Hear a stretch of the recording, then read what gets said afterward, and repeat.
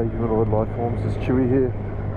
Today I want to talk about two of life's most precious commodities, health and time.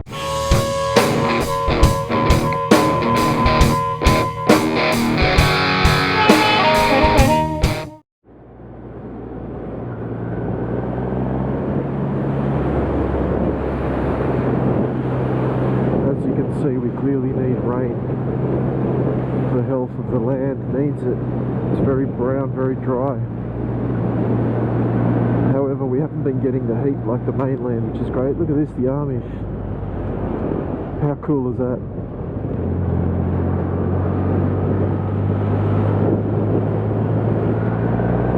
Alright. What sparked this thought, this chain of thought, was the most humbling and tragic defeat I've ever had in lawn bowls.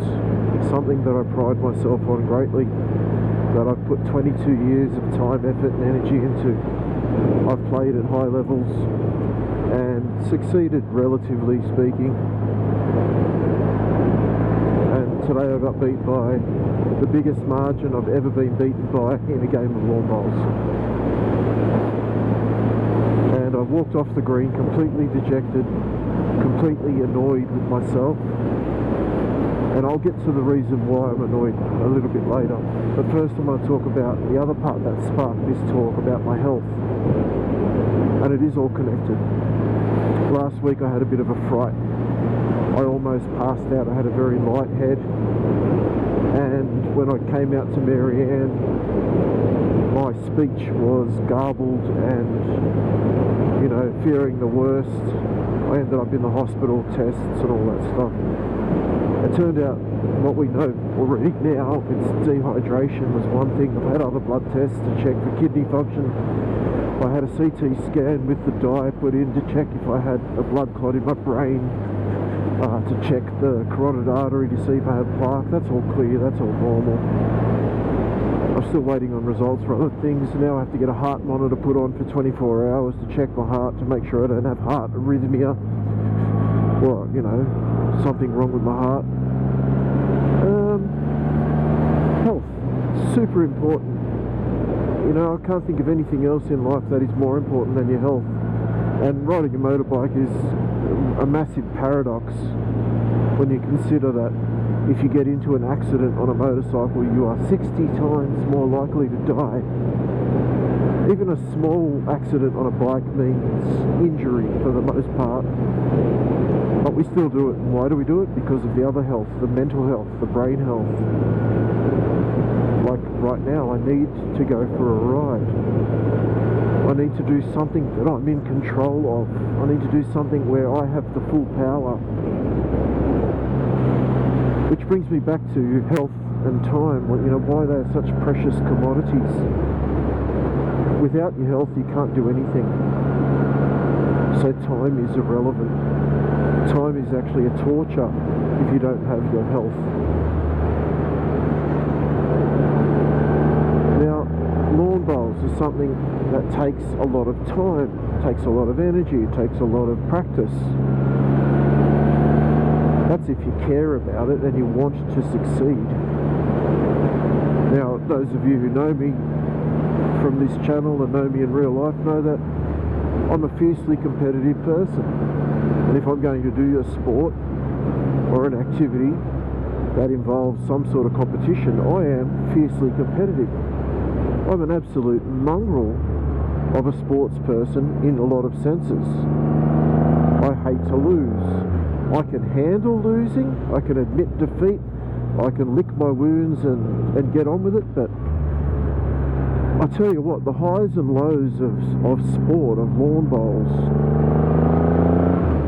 the lows are really far exceeding the highs in terms of my mental health.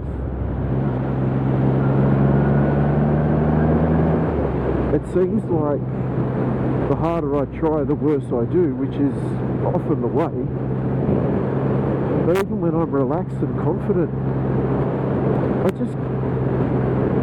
I don't have the mojo anymore. I can't win a game of lawn bowls. And absolutely frustrated beyond comprehension with how difficult it is to back up and keep playing this stupid game when you're not enjoying it. And therein lies the key. It's, you know, what Jimmy Carr said about the meaning of life. It's enjoying the passage of time. And yes, I still enjoy lawn bowls, but when I don't enjoy it, I go on such a massive low that low doesn't compensate for the high that it provides when I'm on a high. There comes a time in your life where you just have to prioritise the things that you enjoy doing with your time, because time is precious, time is valuable, time is limited. And after a health scare, you start to really think about your perception of what you would like to be doing with that precious time more and more. And more, I think, I don't want these lows from anything. I want to exclude things that bring lows in my life as much as I can. And by playing a competitive sport, I'm opening the door for those lows to come knocking on the back of the head and just bring me straight back down into a hole that I don't really want to be in. There are so many things that I enjoy doing far more that don't have the emotional roller coaster ride, the cortisol highs and lows, the adrenaline, all of these things that are actually really bad for your health in the long run.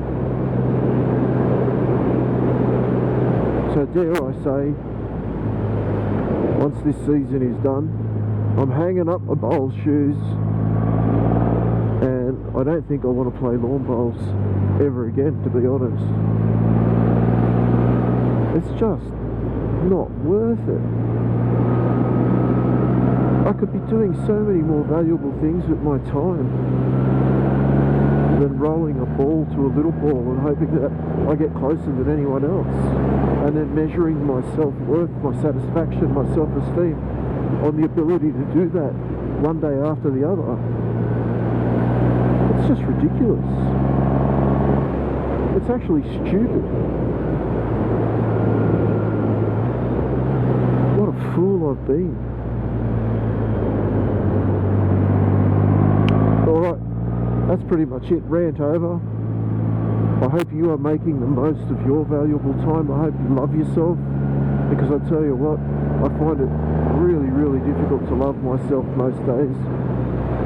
I know a lot of you don't understand that. I think it comes from me just being dissatisfied with not reaching my potential in a lot of things in life. And that comes from lack of effort. It also comes from self-doubt, your subconscious programming, your upbringing, your beliefs, your values, societal pressures, media pressures, the pressures of work and family, and all of that, all of it comes into play. Am I a good person? Yeah, I'm a good person. I'm a decent, wholesome human being most of the time, to most people. Have I done anything of note? No. Have I done anything significant in life? No.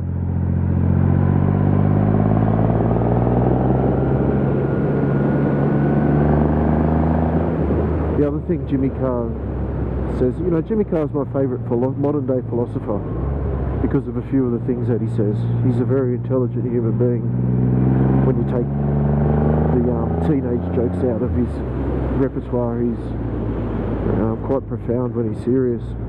And the other thing he says, that when you die twice. The first time you die is when you physically die, and the second time you die is the last time someone speaks your name.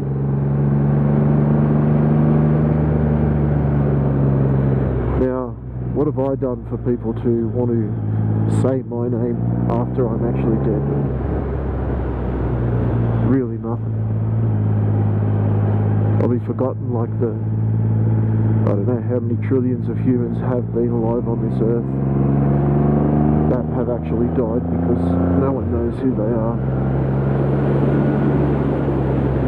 Pretty morbid, pretty down. Sorry to do that on such a beautiful day, on a beautiful road. Like, I should be thinking positive things.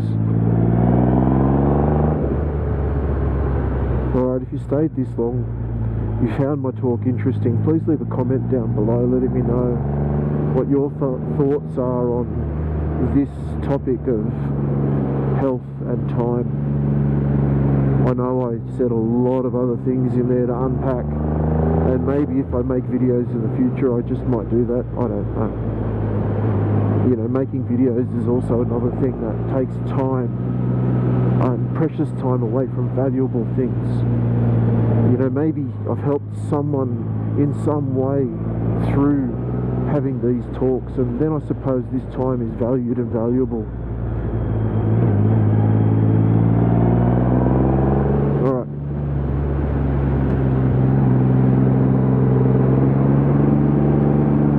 Thanks very much for watching Humanoid Lifeforms. You know the drill. Until next time, be good to each other. Chewie out. Peace.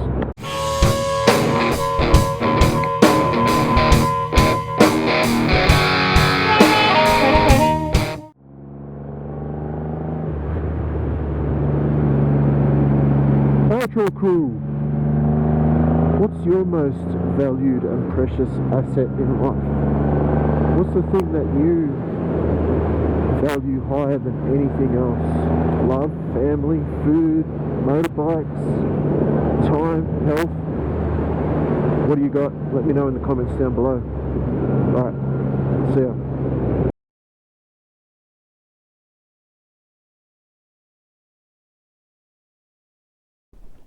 Hello Scottsdale. Just take a moment to take that in. We're so small.